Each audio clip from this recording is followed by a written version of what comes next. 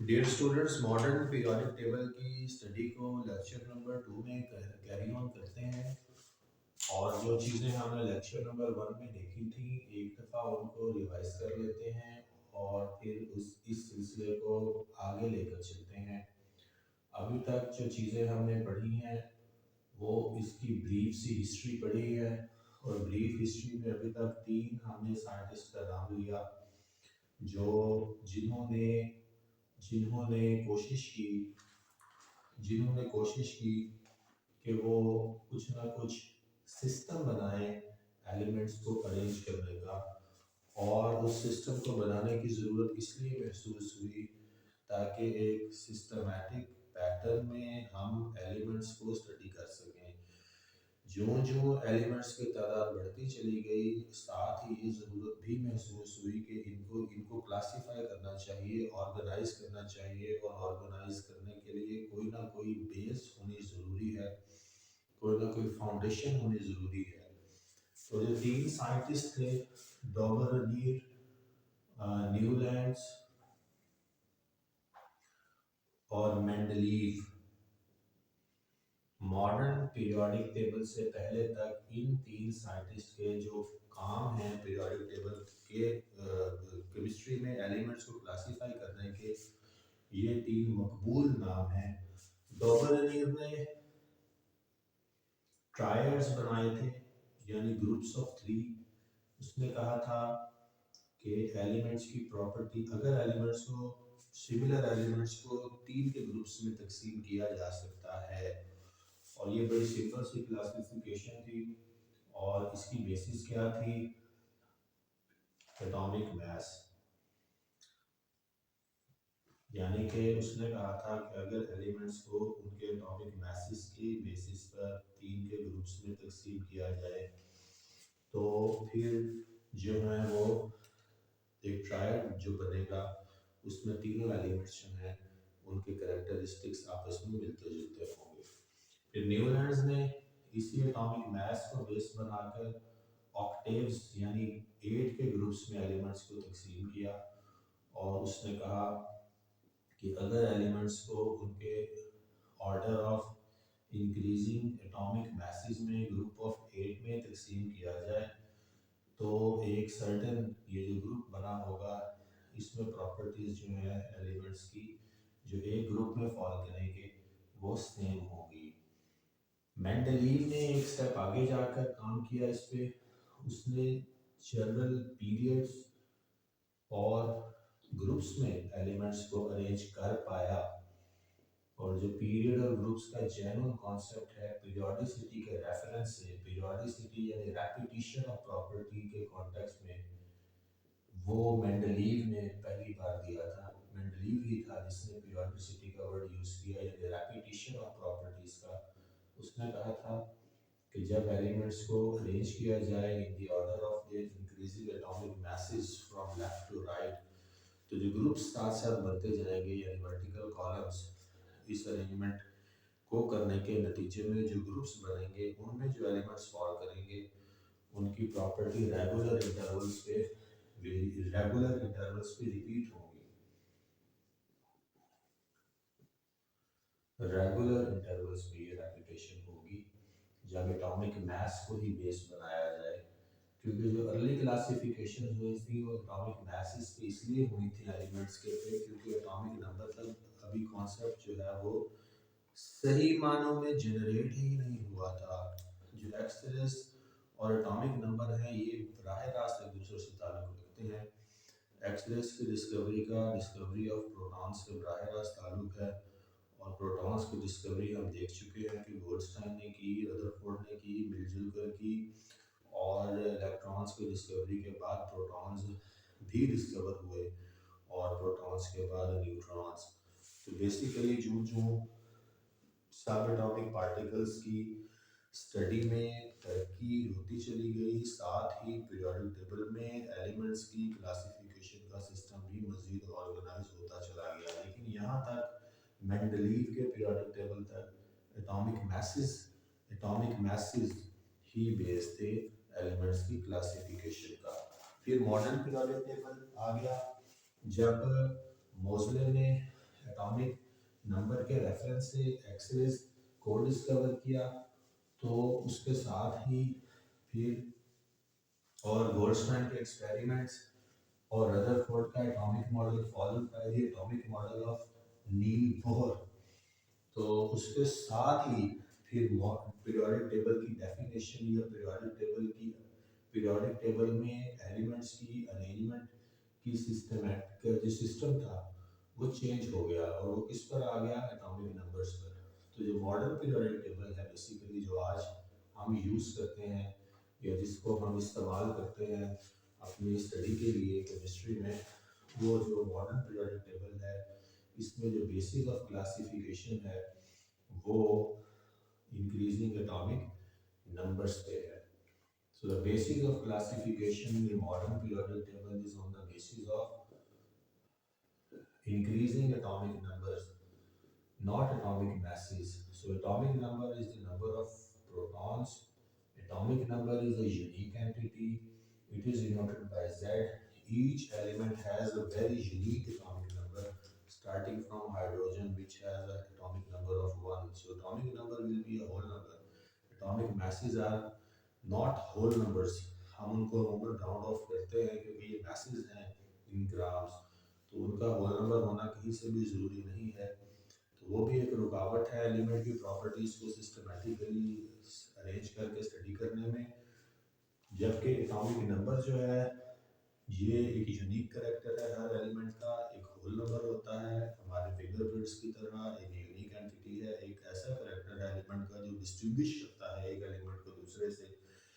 तो जो proton number है ये बेसिकली बेसिस बनाया गया मॉडर्न पीरियोडिक टेबल में एलिमेंट्स की क्लासिफिकेशन का, और ये चीज़ फाइंड की गई कि जब एलिमेंट्स को अरेंज किया जाता है पीरियोडिक टेबल में on the basis of increasing atomic numbers from left to right in a period, तो जो ग्रुप्स साथ साथ बनते जाते हैं यानी वर्टिकल कॉलम्स बिल्कुल मेंडलीव के पीरियोडिक टेबल की तरह, उनमें जो एलिमेंट्स होंगे वो विद सिमिलर प्रॉपर्टीज होंगे। तो जो ग्रुप्स बनेंगे उनमें जो एलिमेंट्स फॉल करेंगे वो सिमिलर करेक्टरिस्टिक्स रखते होंगे, एक दूसरे के साथ मिलते जुलते करेक्टरिस्टिक्स रखते होंगे।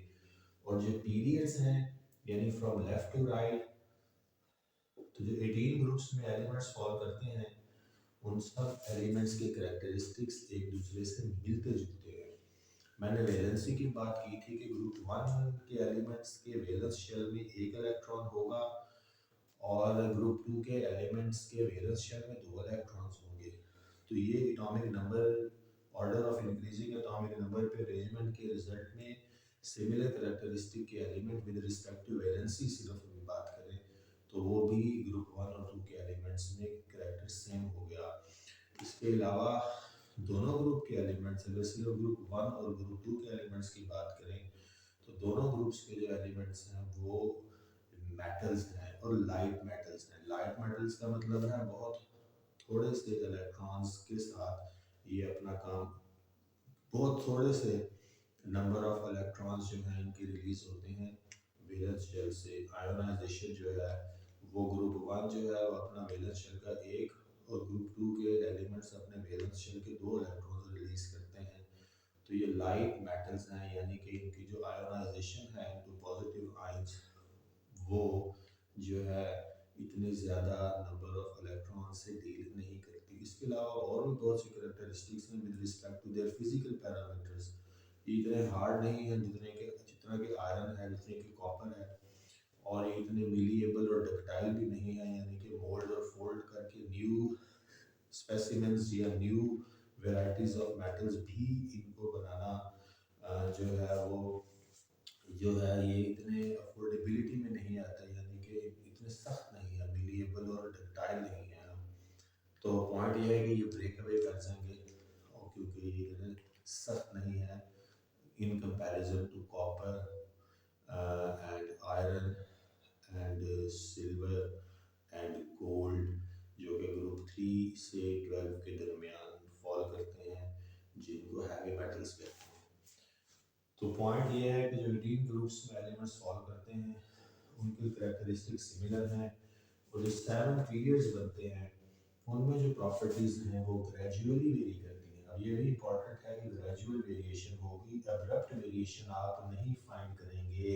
विद सर्टेन एक्सेप्शन कोई हो सकती है किसी करेक्टर के हवाले से, वरना जो एलिमेंट्स के करेक्टरिस्टिक्स हैं, चाहे इलेक्ट्रॉनिक कॉन्फ़िगरेशन हो, वैलेंसी हो, मेटालिक करेक्टर हो, आयोनाइजेशन हो, फॉर्मेशन ऑफ नेगेटिव आयन हो, इस तरह का इलेक्ट्रॉन अफिनिटी, इलेक्ट्रोनेगेटिविटी, जिनको भी हमने आगे देखना है वो हो, ये सारे करेक्टरिस्टिक्स हैं एलिमेंट्स के, केमिकल करेक्टरिस्टिक्स हैं। तो उनके अंदर की तब्दीली जो साख्त में उनके जो करेक्टरिस्टिक्स हैं, जो कि रिजल्ट बनता है उनमें केमिकल वेरिएशंस का या केमिकल रिएक्शंस का, उनमें हमेशा ग्रेजुअल वेरिएशन होगी पीरियड्स में, और ग्रुप और जो 18 ग्रुप्स में एलिमेंट्स फॉल करते हैं इनके करेक्टरिस्टिक्स सिमिलर होंगे। मॉडर्न पीरियोडिक टेबल जो है ये बेसिस ऑफ क्लासिफिकेशन है। बेसिकली इसकी basis of classification atomic number है, और एटॉमिक नंबर एक यूनिक एंटिटी है, और जब एटॉमिक नंबर की बेस पे एलिमेंट्स को अरेंज किया गया तो इसके और भी बहुत से मसाइल हल हो गए।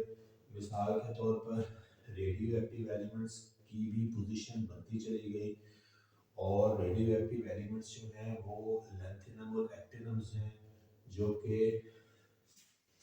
अगर हम पीरियोडिक टेबल को दोबारा देखें, पहले भी दिखाया था, आप खुद भी देखते होंगे और देखना चाहिए बार बार इसको। तो ये जो पीरियड नंबर 6 में आए, तो ये जो 57 नंबर एटॉमिक नंबर का एलिमेंट है जिसका नाम है लैंथेनम, La से डिनोट होता है, यहाँ से एक लाइन नीचे जा रही है, और ये 58 जो एलिमेंट है एटॉमिक नंबर वाला वो यहाँ पे है।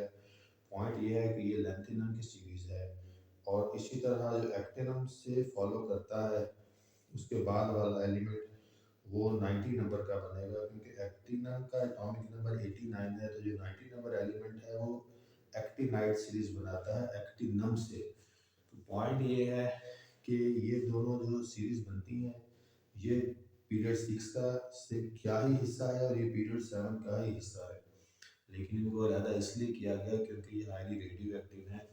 तो जो रेडियो एक्टिव एलिमेंट्स हैं उनकी पोजीशन भी फाइंड हो गई, प्लेस कर दिया गया सेपरेटली पीरियोडिक टेबल में ही, उनको एडजस्ट किया गया। फिर आइसोटोप्स के रेफरेंस से भी जो मॉडर्न पीरियोडिक टेबल है उसमें उसमें एलिमेंट्स के अरेंजमेंट का सिस्टम मौजूद है, क्योंकि जो एलिमेंट जहाँ मौजूद है वहाँ पे ही हम उसके आइसोटोप्स भी कंसीडर कर लेते हैं। मकसद ये है कि आइसोटोप्स मेंडलीव के पीरियड तक आइसोटोप्स की तरह काम नहीं हुआ था, गो कि इनिशियल लेवल तक नॉलेज मौजूद था कि न्यूट्रॉन जो है वो एक्सट्रैक्ट होते हैं न्यूक्लियस से, एक्सट्रैक्ट करवाए जा सकते हैं, वो ब्रेक भी होते हैं, वो ब्रेक होते हैं प्रोटॉन्स और इलेक्ट्रॉन्स में, ये वाली चीज़ों के बारे में इनिशियल नॉलेज था। लेकिन आइसोटोप्स की बाकायदा पोजीशनिंग की तरफ जो है वो काम नहीं हुआ था। ये इस पीरियोडिक टेबल में उनको स्पेशली एडजस्ट करने की ज़रूरत नहीं है, क्योंकि जो एलिमेंट है उसके साथ उसके आइसोटोप्स बाय डिफ़ॉल्ट एडजस्टेड है। बहरहाल ये जो मॉडर्न पीरियोडिक टेबल है इसके अगर एडवांटेजेस आपने लिखने हो तो वो बेतहाशा हैं।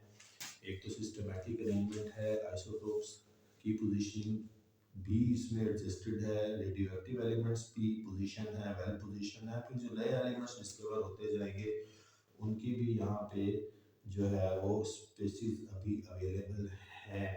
यानी कि ये पीरियोडिक टेबल अभी मजीद एलिमेंट्स को कुछ बेशक फॉर्म सीधा सीधा 8-10 को ही करे, लेकिन अभी अकोमोडेट करने की सलाहियत रखता है। तो बेसिकली जो एटॉमिक नंबर है ये एक ऐसा यूनिक करेक्टरिस्टिक है एलिमेंट का, हर एलिमेंट का, कि ये बुनियाद बना मॉडर्न पीरियोडिक टेबल की इजाद की, और इसने हमारी केमिस्ट्री के बहुत से मसाइल को हल कर दिया। अब हम चलते हैं इसके कुछ आगे, अब हम कुछ प्रॉपर्टीज़ को स्पेसिफिकली डिस्कस करते हैं। अब अगर कोई सवाल आपसे करे कि ड्रॉबैक्स बताएं मेंडलीव के पीरियोडिक टेबल में या न्यूलैंड के पीरियोडिक टेबल में या डॉर्मनीर के पीरियोडिक टेबल में, तो आप बता सकते हैं। मॉडर्न पीरियोडिक टेबल के एडवांटेजेस बताने हो तो वो भी बेतहाशा आप बता सकते हैं, क्योंकि एक से एक एडवांटेज निकलता जाएगा। जब आप बेसिस को समझ जाएंगे कि इसकी बेस क्या है क्लासिफिकेशन की, और तो उसके रिस्पेक्ट से आपके जहन में खुद ही और पीरियोडिक टेबल आपके जहन में हो अगर उसका नक्शा, फिर आप ये कर पाएंगे। तो स्पेसिफिकली वैसे बताना ज़रूरी नहीं भी है, अभी बात हो भी गई है, लेकिन 7 पीरियड्स में फॉलो करता है हमारा पीरियोडिक टेबल। और ग्रुप्स जो है वो 18 है। और जो ग्रुप 1 और 2 के एलिमेंट्स हैं उनको लाइट मेटल्स कहते हैं। जो मेरे स्टूडेंट हैं यूट्यूब के इस चैनल पे वो इन बातों की तकरार पाएंगे। मैंने ये बातें पहले दूसरे तीसरे लेक्चर से ही करनी शुरू कर दी हुई थी पीरियोडिक टेबल के रेफरेंस से, इसीलिए कि पीरियोडिक टेबल केमिस्ट्री की बुनियाद है। तो पीरियोडिक टेबल की समझ पहले दिन से ही होनी चाहिए। जब आप 9 क्लास की या 8 क्लास की भी बुक खोलते हैं केमिस्ट्री की या जनरल साइंस की और उसमें केमिस्ट्री आती है तो वहाँ पर ये पीरियोडिक टेबल आपकी नज़रों के सामने होना ज़रूरी है। ग्रुप 1 और 2 के एलिमेंट को लाइट मेटल्स कहते हैं। मेटल्स हैं लेकिन इनका मेटेलिक करेक्टर उतना स्ट्रॉन्ग नहीं है जितना ग्रुप 3 से 12 के एलिमेंट्स का है। और मेटेलिक करेक्टर जो है, मैंने भी कुछ चीज़ों के नाम लिए हैं, इनका एटॉमिक नंबर इतना ज़्यादा नहीं है जितना कि इनका है। और दूसरा ये है कि इनकी जो आयनाइजेशन है यानी कि इलेक्ट्रॉन लूज करना, वो ग्रुप 1 के एलिमेंट सिर्फ एक और ग्रुप 2 का एलिमेंट सिर्फ 2 इलेक्ट्रॉन लूज करता है। यानी ग्रुप 1 के एलिमेंट सिर्फ एक बॉन्ड बना सकते हैं किसी दूसरे एलिमेंट के साथ जो रिच इन इलेक्ट्रॉन्स हो, और जो ग्रुप 2 के एलिमेंट्स हैं वो 2 बॉन्ड्स बना सकते हैं किसी भी दूसरे एलिमेंट के साथ। तो ये लाइट मेटल्स कंसीडर होते हैं। इसके बाद जो ग्रुप 3 2 12 है, ग्रुप 1 और 2 के एलिमेंट्स को एस ब्लॉक एलिमेंट्स भी कहते हैं। लाइट मेटल्स के साथ साथ जब इनकी इलेक्ट्रॉनिक कॉन्फ़िगरेशन के रिस्पेक्ट से आप बात करेंगे तो इनका वैलेंस शेयर जो है वो एस में फिल होगा।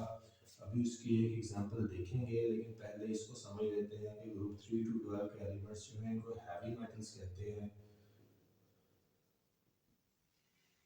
इनका जो वैलेंस शेल है वो पी ब्लॉक में फिल होगा, तो ग्रुप 3 to 12 के एलिमेंट को पी ब्लॉक एलिमेंट्स भी कहते हैं। इसके बाद ग्रुप 13 से लेके जो 17 तक के एलिमेंट्स हैं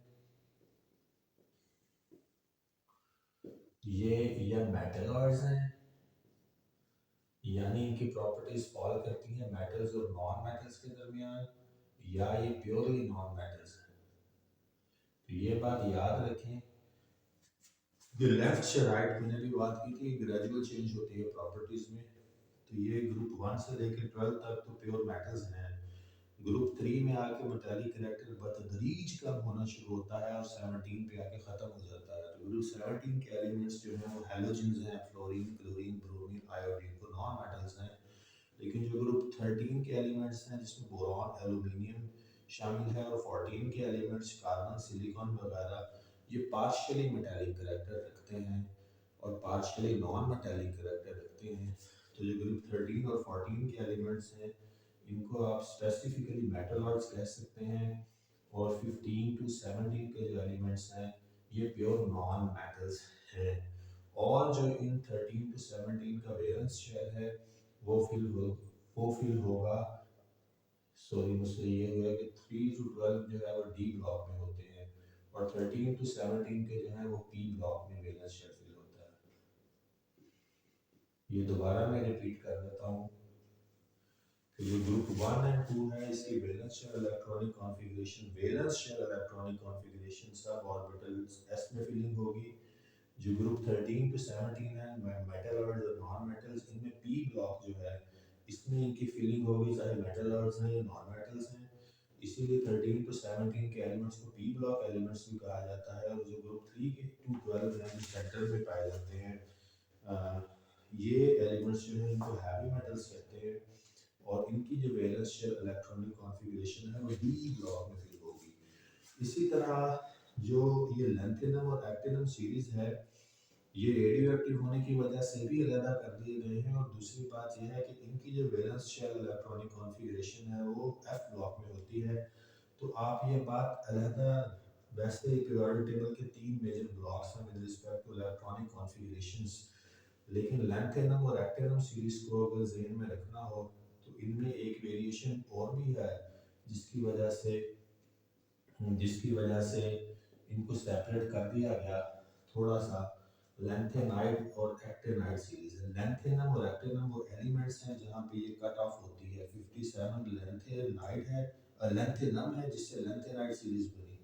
और पीरियड 7 में 89 नंबर पे एक्टिनम है जिससे एक्टिनाइड सीरीज बनी। तो बेसिकली सीरीज का नाम जो है वो लेंथेनाइड और एक्टिनाइड है। तो इनका आप याद रख सकते हैं कि इनकी वैलेंस शेल इलेक्ट्रॉनिक कॉन्फ़िगरेशन जो है वो एफ ब्लॉक में होगी। तो ये इतने ज़्यादा कंडेंस न्यूक्लियस है कि इनका एटॉमिक नंबर इतना ज़्यादा है कि इनकी वैलेंस शेल इलेक्ट्रॉनिक कॉन्फ़िगरेशन भी कॉम्प्लिकेट हो जाती है ड्रॉ करने, लेकिन बनाई जा सकती है। और जब बनाई जा सकती है तो ये चेक किया जा सकता है कि आया ये बात ठीक है कि नहीं। अब ये एक सिस्टमेटिक अरेंजमेंट ऑफ एलिमेंट्स है और ये बड़ी क्लियर बात है कि ये सारा कुछ बिल्कुल इसी सिस्टम में ही पीरियोडिक टेबल में पाया जाता है। इस तरह से मॉडर्न पीरियोडिक टेबल में एलिमेंट्स की क्लासिफिकेशन एक जेन्युइन तरीके पर है और वो क्लासिफिकेशन जो है वो एक बहुत हेल्पफुल है हमें सिस्टमेटिकली एलिमेंट्स के कैरेक्टर्स और प्रॉपर्टीज को स्टडी करने में। अब हाइड्रोजन की एक मैं यहाँ लिख रहा हूँ कि ये पहले भी वैसे काफ़ी दफ़ा इस पर बात हो चुकी है, लेकिन क्योंकि अब हम पीरियोडिक टेबल स्पेसिफिकली पढ़ रहे हैं इसलिए जब ये बॉक्स बना होगा एक एलिमेंट के सिंबल का, एक एलिमेंट का उसका ये सिंबल होगा हाइड्रोजन। मिसाल के तौर पर उसका बाज़ जगहों पे नाम भी लिख देंगे, वो नीचे बाज़ पीरियोडिक टेबल्स में नहीं पाएंगे आप। ऊपर हमेशा पीरियोडिक टेबल में एटॉमिक नंबर दिया गया होगा, इसकी निशानी है कि ये होल नंबर होगा और इसके सिंबल के नीचे इसका एटॉमिक मास दिया गया होगा। ये ग्राम्स में होता है, ग्राम्स आगे लिखे हुए नहीं होंगे तो या लिखे हुए भी हो सकता है किसी पीरियोडिक टेबल में हो, इससे फ़र्क नहीं पड़ता है ग्राम्स में। एटॉमिक नंबर, सिंबल और एटॉमिक मास, ये तीन चीज़ें जो हैं ये तो बहरहाल एक पीरियोडिक टेबल आपको कम से कम एक एलिमेंट के बारे में जो इंफॉर्मेशन दे सकता है या देता है वो ये तीन चीज़ें हैं। और बाकी चीज़ें हम जब उसको पीरियोडिक टेबल को ओवरऑल देखते हैं तो फिर हमें ये भी हाइड्रोजन का पता लग जाएगा कि ग्रुप वन का एलिमेंट ये बाकायदा तौर पर तो नहीं है। मैंने कहा था कि हाइड्रोजन और हीलियम ये ग्रुप 1 और 2 के एलिमेंट्स नहीं हैं, लेकिन क्योंकि कुछ चीज़ें इनकी ग्रुप 1 और 2 से मिलती जुलती हैं इसलिए इनको इन दोनों ग्रुप्स के ऊपर प्लेस कर दिया गया है। तो ये एक ड्रॉबैक भी है मॉडर्न पीरियोडिक टेबल का। अगर ड्रॉबैक आपसे पूछ ले पेपर में तो आप ये कह सकते हैं कि हाइड्रोजन और हीलियम की पोजीशंस इस मॉडर्न पीरियोडिक टेबल में अभी फाइंड नहीं हुई है। बहरहाल इसकी कुछ चीज़ें ग्रुप 1 वालों से मिलती हैं और उसमें एक चीज़ ये है कि ये अपना एक इलेक्ट्रॉन लूज कर देता है। हाइड्रोजन जो है एटॉमिक स्टेट में, न्यूट्रल स्टेट में, एटॉमिक स्टेट में अपना एक इलेक्ट्रॉन लूज कर देती है। ग्रुप 1 के बाकी एलिमेंट्स भी अपना एक इलेक्ट्रॉन लूज कर देते हैं और ये वाले कैरेक्टर के सिमिलैरिटी की वजह से जो है ये अब ये गैस है और बाकी जो ग्रुप 1 के एलिमेंट्स हैं वो गैसेस नहीं है, वो मेटल्स हैं। तो पॉइंट ये है कि जो मेटल होती है उसको आप आयोनाइज करके वेपर उसकी फेज चेंज तो कर सकते हैं गैस में, लेकिन वो खुद गैस में नहीं होगी, वो सॉलिड फेज में ही होगी। क्योंकि जो आपस में प्रोटॉन्स और इलेक्ट्रॉन्स की इंटरेक्शन होती है न्यूक्लियस में वो स्ट्रॉन्ग होती है और बहुत सारे और फैक्टर्स भी हैं। लेकिन बहरहाल मेटल जो हैं वो सॉलिड स्टेट में एग्जिस्ट करेंगी। उनको उनको इलेक्ट्रोप्लेटिंग करते हुए लिक्विफाई भी कर लिया जाता है, वेपराइज भी किया जा सकता है, लेकिन वो आयोनाइज होने के बाद उनको करवाया जा सकता है, लेकिन ओरिजिनल स्टेट कभी भी नेचर में उनकी गैसियस नहीं होगी। हाइड्रोजन इज अ गैस, ये एक एक्सेप्शन है कि इसको ग्रुप 1 पे रखना पड़ा। ये एक ज़िमनन बात आ गई जहन में। अब हम चलते हैं इनकी इलेक्ट्रॉनिक, अब हम इनकी कुछ कैरेक्टरिस्टिक्स देखते हैं। जब ये सिस्टमेटिक अरेंजमेंट हो गई तो अब हर ग्रुप का एक एक एलिमेंट लेके तो उसकी इलेक्ट्रॉनिक कॉन्फ़िगरेशन हम ड्रॉ करने की कोशिश करते हैं और देखते हैं कि क्या ग्रुप 1 और 2 के एलिमेंट्स का वैलेंस शेल एस में ही फिल होता है और ग्रुप 13 to 17 के एलिमेंट्स का वैलेंस शेल पी में ही फिल होता है। तो ये देखेंगे तो हमें पता लग जाएगा। तो पहला जो कैरेक्टरिस्टिक हम स्टडी करेंगे पीरियोडिक टेबल में एलिमेंट्स के अरेंजमेंट का, ये वो इलेक्ट्रॉनिक कॉन्फ़िगरेशन है। इलेक्ट्रॉनिक कॉन्फ़िगरेशन, तो हमने इसका चार्ट भी बनाया था कि इलेक्ट्रॉनिक कॉन्फ़िगरेशन जो है वो उसका एक पैटर्न है। पहले मेन शेल आता है यानी ऑर्बिट, फिर सब शेल आता है, फिर मेन शेल आता है, फिर उसका सब शेल आता है, फिर मेन शेल आता है, फिर उसके सब शेल्स आते हैं, फिर मेन शेल आता है, फिर उसके सब शेल आते हैं। तो ये इस तरह से एक सीरीज है इलेक्ट्रॉन्स के अरेंजमेंट की। तो अब ये ग्रुप वन का पहला एलिमेंट जो है वो लिथियम है। लिथियम को देखते हैं। अब हम एस ब्लॉक एलिमेंट्स की बात करने लगे हैं। तो ये वैलेंस शेल एस में फिल होगा। अब ये याद रखिएगा कि एस का मतलब वन का एस नहीं है, टू का एस नहीं है, थ्री का एस नहीं है, फोर का एस नहीं है, किसी का भी एस हो सकता है, लेकिन एस ऑर्बिटल होगा इन्वॉल्व। लिथियम को देखते हैं। एक सिंपल सा एलिमेंट है जिसका एटॉमिक नंबर 3 है, यानी इसका एटॉमिक नंबर सिर्फ 3 है। तो वन एस जो है एस ऑर्बिटल में 2 इलेक्ट्रॉन्स आते हैं, जो बच जाते हैं वो 2s में चले जाते हैं, तो एक बचा तो 2s1 हो गया। तो लिथियम का जो वैलेंस शेल है वो s ऑर्बिटल में कंप्लीट हुआ। अब इसका जो लास्ट एलिमेंट है वो बहुत ज़्यादा एटॉमिक नंबर रखता है, फ्रांशियम 87। इसको हम ड्रॉ करेंगे तो हमारा टाइम काफ़ी ज़्यादा होगा। हम पोटाशियम 19 को बना लेते हैं, पोटाशियम के, और इसका एटॉमिक नंबर जो है वो 19 है। बाकी आप खुद अपने घर में प्रैक्टिस के लिए ड्रॉ कीजिएगा इलेक्ट्रॉनिक कॉन्फ़िगरेशन। तो 1s2 2s2 2p में p में 6 आते हैं, 3s फिर आ गया, 3s में 2, 3p में 6। तो हमने फिल कितने करने हैं 19। तो 2 4 10 12 एंड 6 18, तो 3p तक चला गया। अब जो है वो 3d जो है वो स्किप होगा, 4s पहले आएगा। ये बात मैंने पिछले में लेक्चर में इलेक्ट्रॉनिक कॉन्फ़िगरेशन में नहीं थी की, ताकि आप डी ट्रैक ना हो जाएं। सिर्फ 3p के बाद 4s में इसलिए इलेक्ट्रॉन्स फिल होगा क्योंकि एनर्जी के हिसाब से जो 4s है उसकी एनर्जी 3d से कम है, तो वो यहाँ फॉल करता है, 3d इसके बाद आता है। तो बेसिकली ये order of the increasing energies में अरेंज्ड हैं। जितना छोटा शेल हो, बोर ने ये बात की थी, उसकी एनर्जी कम होती है। तो ग्रुप वन की एनर्जी कम है, टू की उससे ज़्यादा, थ्री की उससे ज़्यादा, फोर की उससे ज़्यादा, विद वन एक्सेप्शन, और वो 3d और 4s के कॉन्टेक्स्ट में है कि 4s की एनर्जी 3d से कम है। तो 3p के बाद जब इलेक्ट्रॉनिक कॉन्फ़िगरेशन फिल करने की बात आएगी तो आपने इलेक्ट्रॉन 4s में पहले डालना है, फिर 3d में जाना है। तो इसका वैलेंस शेल भी एस में फिल होता है। ये एक इम्पॉर्टेंट पॉइंट है, ये आपके जेब में होना चाहिए। तो अब आप देखेंगे कि जो ग्रुप वन के एलिमेंट्स हैं उनका वैलेंस शेल दो हमने देखे हैं, दोनों का वैलेंस शेल एस में फिल हो रहा है। अब ग्रुप टू का एलिमेंट पकड़ते हैं। सेकंड एलिमेंट मैग्नीशियम है, ग्रुप टू पे चले जाएंगे। ग्रुप टू का पहला एलिमेंट जो है वो मैग्नीशियम है। मैग्नीशियम का एटॉमिक नंबर 12 है, सिंबल इसका Mg है, एटॉमिक नंबर 12 है। इसको ड्रॉ करते हैं, देखते हैं कि इसकी कहाँ पे जाके ख़त्म होती है। इसके इलेक्ट्रॉन्स किस शेल में, आउटर मोस्ट शेल में फॉल करते हैं। 1s2 2s2 2p6 3s2 3p, अब गिनने पड़ेंगे 2 4 10 12, तो ये यहाँ पे पूरे हो चुके हैं, इसलिए वैलेंस शेल एस में ही कंप्लीट हो रहा है।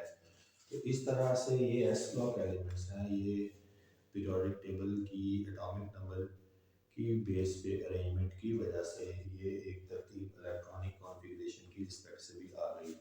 इसके बाद पी ब्लॉक एलिमेंट्स की तरफ चलें, जो कि मेटल और ये नॉन मेटल्स हैं। तो किसी एक एलिमेंट को चेक कर लेते हैं ताकि हमारी ये ज़हनी तौर पर तसल्ली हो जाए कि हमने जिस बेस पे पीरियोडिक टेबल अरेंज किया है और जिस जो बातें उसके बारे में कही जाती हैं वो एज इट इज़ हैं भी। ग्रुप 14 का एलिमेंट है कार्बन, बड़ा इंपॉर्टेंट एलिमेंट है, और इसका जो एटॉमिक नंबर है वो 6 है। तो कार्बन को देखते हैं, कार्बन का सिंबल सी कैपिटल है, एटॉमिक नंबर 6 है। तो इसकी इलेक्ट्रॉनिक कॉन्फ़िगरेशन ड्रॉ करके देखते हैं, 1s2 2s2 एंड 2p2। तो ये देखें कि इसका बैलेंस शेल पी में कंप्लीट हो रहा है। तो 13 टू 17, ये जो है ये 13 टू 17 मैं कहता हूँ, 18 का नाम नहीं लेता, वैसे जैन 18 भी जो है वो पी ब्लॉक में ही फॉल करते होंगे।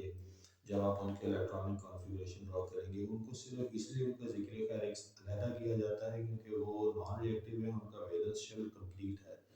लेकिन हमने ड्रॉ भी किया था ऑर्गन का, शायद जब एक्सरसाइज का कोई क्वेश्चन कर रहे थे, तो आप खुद भी ड्रॉ करके ये चेक कर सकते हैं, बल्कि करके देख लेते हैं। हीलियम इसका मेंबर नहीं है। अब नियॉन को मैं ले रहा हूँ ग्रुप 18 के एलिमेंट को, ये चेक करने के लिए कि क्या ये भी पी ब्लॉक है। तो नियॉन का जो एटॉमिक नंबर है वो 10 है। ये नॉन रिएक्टिव एलिमेंट्स हैं, ये एलिमेंटल फॉर्म में ही एग्जिस्ट करते हैं, क्योंकि इनको छेड़ने की ज़रूरत इसलिए नहीं कि उनका वैलेंस शेल कंप्लीट है, ये स्टेबलेस्ट फॉर्म में एग्जिस्ट करते हैं, इनको छेड़छाड़ की ज़रूरत नहीं है। 1s2 2s2 and 2p6, 6 + 2 8। अभी देखें पी में 6 इलेक्ट्रॉन्स आने थे, 6 के 6 हैं। एस में 2 आने थे, 2 के 2 हैं। तो जो इसका वैलेंस शेल है वो 2 नंबर शेल है। तो 2 नंबर शेल जो है वो 6 जमा 2 8 इलेक्ट्रॉन्स के साथ कंप्लीट है। इसलिए ये स्टेबलेस्ट फॉर्म है इनकी, मोस्ट स्टेबल फॉर्म है इनकी, और ये इसलिए किसी से रिएक्ट नहीं करते, लेकिन ये भी पी ब्लॉक एलिमेंट्स हैं। तो ये इस तरह से है। इसके बाद अगर डी ब्लॉक एलिमेंट्स को चेक करना है, यानी कि 3 से 12 वाले में, तो मैंने ग्रुप 4 का एलिमेंट है टाइटेनियम, मेटल है, एटॉमिक नंबर 22 है। टाइटेनियम, टाइटेनियम टी आई इसका सिंबल है, और 22 इसका एटॉमिक नंबर है। टी कैपिटल, आई स्मॉल होगा। 22 को ड्रॉ करते हैं, तो ये देखिएगा 1s2 2s2 2p6 3s2 3p6। अब पहले गिन लेते हैं, 6 8 14 16 18। तो अब इसके आगे जाएंगे, 3s2 3p6 एंड 3d से पहले 4s आएगा, ये बताया था आपको, ये अपने जहन में रखना है। तो 4s में 2 आएंगे, फिर 3d आएगा। आप देखते हैं कि 3d तक बात जाती है कि नहीं। 22 की 2 4 10 12 18 20 और 2 बचते हैं। तो ये देखें, ये डी ऑर्बिटल में फिल हुआ है। तो इस तरह से जो 3 to 12 है, ये डी ऑर्बिटल में ही इनकी फिलिंग होगी।